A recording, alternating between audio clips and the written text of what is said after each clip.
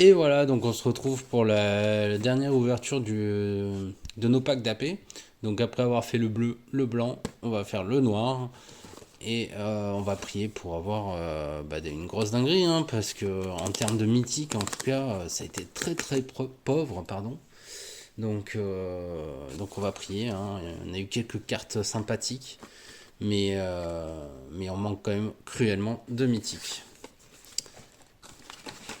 Donc les packs d'AP, vous avez l'habitude maintenant. Voilà, bon, on a aussi les petits compteurs là qu'on peut récupérer, tac, sur les boîtes. Double init, compteur stun, compteur plus un et j'en passe. On récupère notre boîte.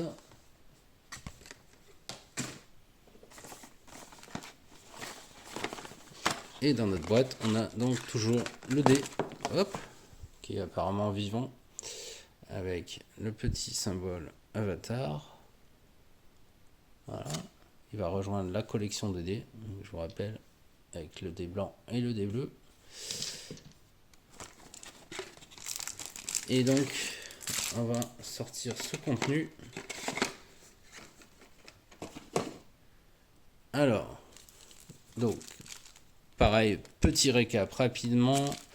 On a 5 boosters de jeu à l'intérieur de ce pack d'AP. Et on n'en a pas 6, tout simplement parce que sous ce blister, en fait, on a un pack thématique. Donc là, on a choisi le pack noir. Donc il aura une forte dominance noire. Le seul truc, c'est que la carte promo, en effet, elle n'est pas garantie dans la même couleur. Donc on va voir ça tout de suite. Qu'est-ce qu'on a eu? Et bien pas du tout, voilà, vous avez vu. On a une carte promo qui est une carte grûle, rouge-vert, voilà. Toff, le professeur obstiné. Donc on va s'ouvrir ça. Bon, le reste par contre, ce sera bien du noir. Normalement, il n'y a pas de problème. Mais c'est vrai que sur tous les packs d'AP, on n'a quasiment jamais eu un pack d'AP dans la couleur, avec une carte promo dans la couleur qu'on avait choisie, de la thématique qu'on avait choisie. Donc Toff, le professeur ou la professeure, on dirait, puisqu'il y a un E à professeur, obstiné, et puis il y a un E à obstiné. Donc c'est une fille, c'est une créature légendaire, humain et guerrier et allié, 3-4 pour 4 mana, 2 verts, pas du tout, 2 incolores, un rouge, un vert. Et quand il arrive, vous pouvez vous défausser d'une carte si vous faites ainsi renvoyer une carte d'éphémère ou de rituel depuis votre cimetière dans votre main. Ah, c'est quand même, vous pouvez vous défausser d'une carte, ouais, ok. À chaque fois que vous lancez un sort, maîtrisez la terre 1. Si ce sort est une leçon, mettez un marqueur plus supplémentaire sur le terrain. Ok, donc lui c'est vraiment une créature légendaire à jouer avec le maîtriser la terre, hein, tout simplement. On fait profiter de l'effet. Et donc la rare de ce petit pack thématique sous blister, l'émeutier du rocher bouillant pour 3 mana, 1 mana noir, 2 incolores. On a une créature humain et gredin et allié qui est une 3-3 et qui a maîtrise du feu 1. Donc quand il attaque, vous récupérez un mana rouge. Et engager un allié dégagé que vous contrôlez vous permet d'exiler une carte ciblée depuis un cimetière. Ok. Et à chaque fois que cette créature attaque, vous pouvez lancer un sort d'allié parmi les cartes exilées que vous possédez par cette créature. Ok. C'est quoi possédé par cette créature? Je comprends pas trop, mais j'imagine qu'on peut jouer une carte alliée, engager un allié dégagé que vous contrôlez, exiler une carte ciblée. À chaque fois que cette créature attaque, vous lancez un sort d'allié parmi les cartes exilées que vous possédez par cette créature. Ma foi. Encore un texte super long pour, à mon avis, pas grand chose. Azula en chasse, donc une créature légendaire pour 4 mana, une 4-3, qui est un humain et noble, et donc qui a maîtrise de feu 2. Donc à chaque fois qu'il attaquera, on gagnera 2 mana rouges. Et à chaque fois qu'il attaque, vous perdez un point de vie et créez un jeton indice. Donc c'est quand même pas mal, hein, parce que, bon, ok, vous perdez un point de vie, mais vous créez un jeton indice, puis vous avez 2 mana rouges. C'est-à-dire que les 2 mana rouges vous permettent de péter le jeton indice dans la foulée. Donc vous piochez une carte, enfin ça fait quand même pas mal de choses. Zao, l'amiral impitoyable, pour 4 mana, 2 incolores, un rouge, un noir, ou les 2 rouges ou les 2 noirs. Vous avez une créature légendaire humain soldat 3-4 qui a maîtrise de feu 2, et à chaque fois que vous sacrifiez un autre permanent, les créatures que vous contrôlez gagnent plus 1, plus 0 jusqu'à la fin du tour. La chute épique. Donc c'est un rituel pour 2 mana, un noir, un incolore. Vous exilez une créature ciblée avec une valeur de mana supérieure ou égale à 3, tout simplement. Donc c'est un exil, hein. C'est quand même très fort pour 2 mana. C'est juste qu'il faut que donc la valeur de mana soit supérieure ou égale à 3, mais sinon c'est très fort. Et on a un char de la toundra, donc un véhicule pour 3 mana, un noir et 2 incolores. C'est une 4-4 qui a maîtrise de feu 1. Et quand ce véhicule arrive, une créature ciblée que vous contrôlez acquiert l'indestructible jusqu'à la fin du tour. Elle a que pilotage 1. Donc c'est vraiment pas mal. Alors autant j'aime pas les véhicules, autant je trouve que ce véhicule est quand même assez intéressant. Et puis on va tomber sur les communes. Voilà, donc un petit paquet de communes. Comme je disais, vous voyez, c'est que du noir quasiment. Il n'y a que une rouge-noire, je crois. Voilà. Donc, notre petit booster thématique. Malheureusement, la carte promo qui n'est pas dans la bonne couleur. Et on a eu quoi en rare? On avait eu celle-ci, l'émeute du rocher bouillant. L'émeutier, pardon. J'avais pas tout compris, mais bon, j'ai cru comprendre quand même que vous pouvez lancer un sort d'allié parmi les cartes exilées que vous possédez par cette créature.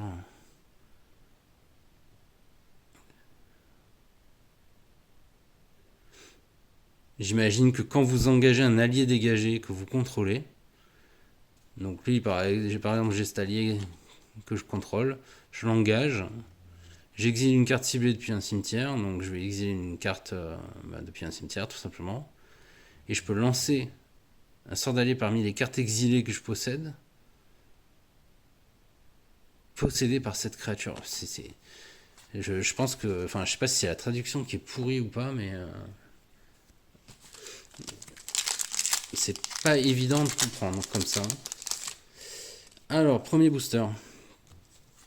Donc on va enlever les communes. Tac. Et on y va. Le vaisseau de guerre de la nation du feu. Donc un artefact, 4-4, portée. Quand il meurt, vous créez un indice. Il a pilotage 2. Je crois qu'on l'a déjà vu. La gardienne des esprits du marais brumeux. Pour 3 mana, un blanc, pas du tout un blanc. Un incolore, un bleu et un noir. Vous avez une 2-4 humain druide et allié qui a le lien de vie. Et à chaque fois que vous piochez votre deuxième carte à chaque tour, vous créez un jeton de créature 1 incolore esprit avec ce jeton ne peut pas bloquer ou être bloqué par des créatures non esprit. Il n'y a que des créatures esprit qui pourront le bloquer. Le jeu de jambes sophistiqué, une leçon donc en éphémère pour 3 mana. Un blanc, 2 incolores, vous dégagez une ou deux créatures ciblées, chacune d'elles gagne +2/+2 jusqu'à la fin du tour. C'est quand même fort. L'herboriste ermite qu'on a eu pas mal de fois dans d'autres packs. Donc un vert, un bleu, vous avez une 2-3 qui vous permet d'ajouter un mana de la couleur de votre choix. Et vous pouvez ajouter 2 manas de la combinaison de couleurs que vous voulez, uniquement pour lancer des leçons. Et on a Akoda sur le slot rare, donc un commandant dévoué. Une 3-5 vigilance, vous pouvez regarder la carte du dessus de votre bibliothèque à tout moment, vous pouvez lancer des sorts d'alliés depuis le dessus de votre bibliothèque, et vous pouvez sacrifier Akoda, les créatures que vous contrôlez gagnent +0/+5 et acquièrent l'indestructible jusqu'à la fin du tour. Donc il fait pas mal de choses ce petit commandant, on voit que c'est une créature légendaire, hein, donc intéressante. Et la foil, c'est une commune. Pas mal ce petit commandant là, qui a l'air de faire pas mal de choses. Alors on a Bumi, le roi des 3 épreuves. J'avais trouvé cette carte pas mal, j'ai déjà eu une 4-4 pour 6, bon elle coûte, mis à part qu'elle coûte cher. Quand Bumi arrive, vous choisissez jusqu'à X, X étant le nombre de cartes de leçons dans votre cimetière, et donc vous pourrez faire plusieurs choses si vous avez plusieurs leçons dans votre cimetière. Vous pourrez mettre 3 marqueurs +1/+1 sur Bumi. Vous pouvez faire qu'un joueur ciblé applique le regard 3, ou vous pouvez maîtriser la terre 3. Donc bien sûr, si vous avez 3 leçons, vous pouvez faire les 3. Jeong, le déserteur, qu'on a déjà eu aussi. Une créature légendaire humain, rebelle et allié. Pour 3 mana, 1 rouge et 2 incolores. Vous avez une 2-3 qui a maîtrise du feu 1 avec épuisement. Épuisement 3, pardon. Et donc, si vous payez 3, vous pouvez mettre un marqueur +1/+1 sur Jeong. Et surtout, vous pouvez lancer pour la prochaine fois. Donc quand vous lancez pour la prochaine fois un sort de leçon, ce tour-ci, vous pouvez le copier et choisir de nouvelles cibles. Un duplicateur de leçons. Gourou Patik pour 4 mana, 2 incolores et un vert, un bleu, ou 2 verts ou 2 bleus. Vous avez une 2/4 créature légendaire humain et moine et allié. Quand le gourou arrive, regardez 5 cartes du dessus de votre bibliothèque. Vous pouvez révéler une carte de leçon, de saga ou de reliquaire parmi elles et la mettre dans votre main. Mettez le reste au-dessous de votre bibliothèque dans un ordre aléatoire. À chaque fois que vous lancez un sort de leçon, de saga ou de reliquaire, mettez un marqueur +1/+1 sur une autre créature ciblée que vous contrôlez. Donc ça vous permet d'aller chercher une saga, un reliquaire ou une leçon. Et puis derrière, ça vous permet, quand je dis d'aller chercher, c'est du card advantage, ça vous permet de regarder les 5 prochaines cartes. Vous la mettez dans votre main. Et en plus, donc, si à partir du moment où vous lancez un sort de leçon, de saga ou de reliquaire, vous allez mettre un marqueur +1/+1 sur une autre créature. Alors c'est un peu dommage que ce soit sur une autre, mais bon, c'est quand même pas mal. Et on a une leçon noire, donc maîtrise de l'eau ruineuse. Pour 3 mana, 2 noirs, 1 incolore, on a une leçon en rituel. En tant que coup supplémentaire, vous pouvez lancer ce sort. Pour lancer ce sort, vous pouvez maîtriser l'eau 4. Donc toutes les créatures gagnent -2/-2 jusqu'à la fin du tour. Et si le coup supplémentaire de ce sort a été payé, à chaque fois qu'une créature meurt, vous gagnez 1 point de vie. Et on a sur le slot rare, donc Zao, l'homme qui tue à la lune, pour 2 mana, 1 rouge, 1 incolore, une créature légendaire humain et soldat 2/2 qui a la menace et qui fait que les terrains non base arrivent engagés. Donc déjà, bim. Ensuite, pour 7 mana, vous allez pouvoir mettre un marqueur conquérant sur Zao. Et tant que Zao a au moins un marqueur conquérant sur lui, les terrains non base sont des montagnes. Les terrains non base, donc tous vos terrains spéciaux, bim, c'est des montagnes. Donc un petit Blood Moon sympathique. Et la foil, c'est Attaque de la Nation du Feu, qui est une unco et que j'ai pas vu, je crois, jusque-là. Pour 5 mana, 1 rouge et 4 incolores, vous créez 2 jetons de créature de 2 rouges soldats avec maîtrise de feu 1. Et la flashback. Ok. Bon.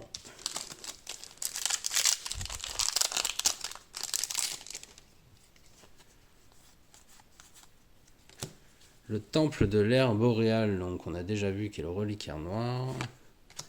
La démonstration d'Hiro, qui est pour 2 mana, 1 rouge, 1 incolore, vous allez pouvoir faire une blessure à chaque créature que vos adversaires contrôlent, ou alors 4 blessures à une créature ciblée.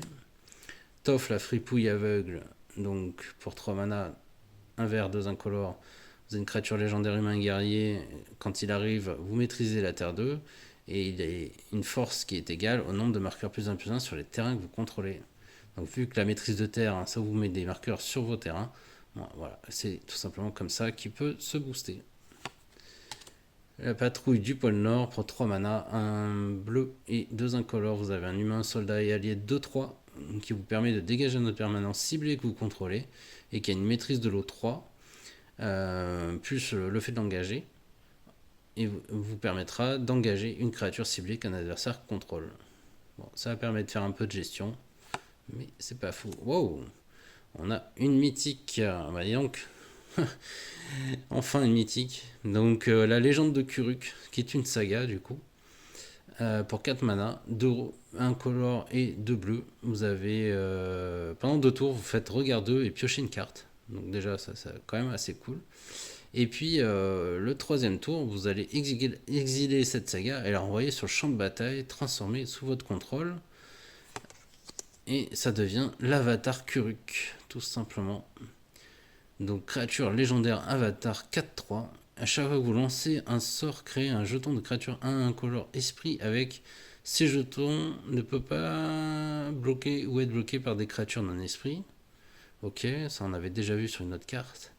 Et il a épuisement, maîtriser l'eau 20, jouer un tour supplémentaire après celui-ci. Ah ouais, d'accord. Bon, après, c'est qu'une 4-3, elle a rien de spécial, elle a pas de piétinement, elle a pas de bien de vie, elle a pas d'indestructible. Ouais. Après, c'est vrai que c'est à chaque fois que vous lancez un sort, donc il va quand même créer un maximum de tokens, potentiellement. Mais ouais, c'est pour ça que aussi maîtriser l'eau 20, c'est 20 parce que bah, du coup, potentiellement, vous allez pouvoir les payer avec les tokens que vous créez. Ouais, je trouve ça quand même un peu dur, hein. C'est un peu dur à jouer. Ok. Et on a un éventail de combos, pas du tout, de combat Kyoshi, qui est sur le slot de la foil, mais qui est une commune. Bon, en tout cas, on a une petite rare, une petite mythique. Je suis pas du tout sûr qu'elle soit très cotée parce que franchement, ça n'a pas l'air simple à jouer, mais bon, on regardera ça. Allez, on a la maîtrise de l'énergie qui est une leçon en éphémère. Pour 2 mana incolore, vous allez faire que les terrains que vous contrôlez acquièrent tous les types de terrains de base jusqu'à la fin du tour et vous pouvez piocher une carte. Ça, c'est quand même sympa. Hein. Pour 2 mana, vos terrains, et en gros, vous donnent le mana que vous voulez et en plus, vous piochez une carte. Il y a vraiment des dingueries dans les leçons, par contre. Hein. Oncle Hiro pour 3 mana. Donc, une créature légendaire humain et noble et allié qui est une 4-2 qui a maîtrise du feu 1. Et les sorts de leçon que vous lancez coûtent 1 de moins à lancer. C'est pas mal aussi qu'on ait des cartes. Il y a eu certaines cartes en effet qui réduisent le coût des leçons. C'est pas mal ça. Subversible d'invasion qu'on a déjà vu dans une autre ouverture. Soka qu'on a déjà vu également sur le slot rare. Ça fait un peu. Voilà. Oh, encore une foreuse. Foreuse de la Nation du Feu. Donc quand je dis encore, c'est parce qu'on en a eu une dans le pack d'AP noir. Et donc on en a encore une là. Pas du tout. Le pack d'AP noir, c'est celui que je suis en train d'ouvrir. Dans le pack d'AP blanc, là, il me semble. Donc la foreuse, hein, c'est un véhicule légendaire. Et c'est une 6-3 piétinement. Quand il arrive sur le champ de bataille, vous pouvez l'engager. Et si vous le faites, vous pouvez détruire une créature ciblée de force inférieure ou égale à 4. Donc déjà rien que ça, c'est quand même cool. Pour un mana incolore, vous allez faire en sorte que les permanentes que vos adversaires contrôlent perdent la défense talismanique et l'indestructible jusqu'à la fin du tour. Donc ça, c'est ciao les trucs chiants. Voilà. Et il a que pilotage 2, quoi. Donc vraiment très cool. Et le piège du marais qui, pour le coup, est une commune sur le slot foil. Bon, bah, on arrive au dernier booster. D'ailleurs, c'est le tout dernier booster. Il n'y a plus de booster après. Hop. Plus de booster tout court, quoi. C'est ça que je veux vous dire. Plus d'ouverture de booster de ma part, en tout cas. Démonstration de Zero. On a déjà vu. Le sens sismique, tiens, une leçon pour un mana vert. Donc, en rituel, on va pouvoir regarder les X cartes du dessus de votre bibliothèque, X étant le nombre de terrains que vous contrôlez. Waouh! Vous pouvez révéler une carte de créature ou de terrain parmi elles et la mettre dans votre main. Mettez le reste. Waouh! C'est cool ça, hein? Pour un mana. Mabooba, qu'on a eu aussi dans une autre ouverture, ou au tout début, je me souviens plus, qui est pas terrible. Les rallieurs de la tribu de l'eau, qui est pas terrible. Ah, derrière, il y a une dinguerie, je sais pas si vous voyez. Une dinguerie, je sais pas. Mais en tout cas, c'est un reprint. Attention, on y va. Un précepteur cruel. Wow. What the fuck? Un précepteur cruel, quoi. Waouh. Genre, j'ai un peu du mal là. 3 mana, un noir, 2 incolores. En rituel, donc vous allez chercher une carte dans votre bibliothèque, puis mélanger et mettez cette carte au-dessus d'elle, vous perdez 2 points de vie. Donc ouais, c'est un précepteur qui permet, un tuteur qui permet d'aller chercher une carte et de la mettre au-dessus de la bibliothèque, mais en rituel. Donc ça, c'est pas cool, mais bon, ça reste quand même un tuteur, quoi. tutor noir, voilà. Bah voilà. Rien de plus à dire, quoi. Si ce n'est que la carte est quand même très très moche, hein. Il faut quand même le dire. Là, Wizard, faut vraiment arrêter ces conneries, hein. Ascension du maître de la terre, donc une- un enchantement vert rare pour 3 mana, un vert, 2 incolores. Quand il arrive, vous maîtrisez la terre 2, vous pouvez chercher dans votre bibliothèque une carte de terrain de base, vous la mettez sur le champ de bataille, vous mélangez, sachant qu'il la touche terre, et donc ça trigger à chaque fois qu'un terrain que vous contrôlez arrive, vous mettez un marqueur quête sur cet enchantement. Quand vous faites ainsi, et s'il a donc 4 marqueurs quête, vous pouvez mettre un marqueur plus puissant sur une créature ciblée que vous contrôlez, et en plus elle acquiert le piétinement. Et voilà, on en a fini. On en a fini. Bon, bah écoutez, ce petit pack était un peu mieux quand même. Bon, il est sauvé aussi par ce petit reprint là. Mais puis il y a la foreuse, ça c'est quand même cool aussi. Il y a eu quelques bonnes cartes, hein. Ah oui, je voulais vous parler de cette carte qui est assez sympa, qui est une commune. La poche d'eau du maître. En fait, c'est un artefact, donc certes, il va vous coûter 3 mana. Mais en fait, vous pouvez donc l'engager pour ajouter un mana de la couleur de votre choix. Et surtout, vous pouvez le dégager pendant l'étape de dégagement de chaque autre joueur. Donc, assez intéressant, j'ai trouvé cette carte commune. Ouais, on a eu 2 mythiques, hein, en fait, du coup, dans ce pack.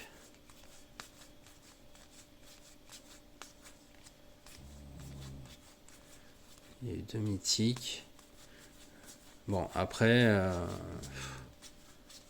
c'est pas non plus... c'est loin d'être les meilleures cartes, hein. Cette carte là qu'on a rien compris. Et voilà. Ok. Donc, petit récap. 1, 2, 3, 4, 5, 6, 7. Donc on a eu 7 rares et 2 mythiques. C'était je rappelle, un pack d'AP noir. Donc on a eu cette carte là dans la partie thématique. Est-ce qu'on a eu d'autres cartes noires? Ouais, on a quand même eu ça en plus, en noir. Donc ça c'est cool pour construire le deck. Et puis ça quoi quand même, hein. Le précepteur cruel aussi quoi. Donc bah pour le coup, en noir on a été pas trop mal, en tout cas par rapport aux autres packs, on n'est pas trop mal loti puisque derrière on aurait pu en tout cas faire notre deck scellé avec ces 3 cartes là qui pouvaient être intéressantes. Bon celle-là le jour où on la comprend ça sera mieux mais en tout cas les 2 autres sont quand même super fortes. Donc ça. Et puis derrière, qu'est-ce qu'on a eu? Bon, bah, le blanc, le commandant, il est quand même cool.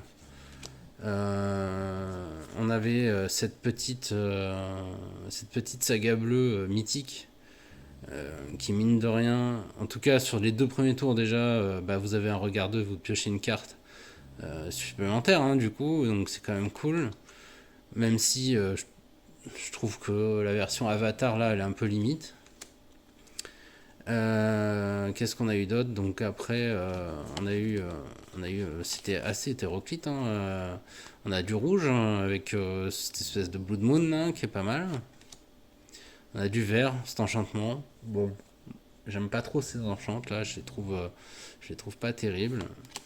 Puis les 2 multi, je sais pas trop quoi en penser non plus. J'ai pas l'impression que ça soit super super. Ouais, j'ai pas l'impression que ça soit super, mais bon, écoutez, c'est comme ça. Donc non, mais il y a peut-être moyen de faire un truc sympa, de build un truc sympa dans ce pack-là. Contrairement aux 2 autres, où au final, il y avait quand même très peu de cartes rares à intégrer directement. Il y avait certainement des communes, des zones co, ça je dis pas le contraire. Mais en termes de rares et mythiques, en tout cas, il y avait franchement rien, quoi. Donc voilà, bon, bah écoutez, je vous remercie pour avoir regardé cette vidéo. Je vous dis à très très bientôt. Ciao, ciao.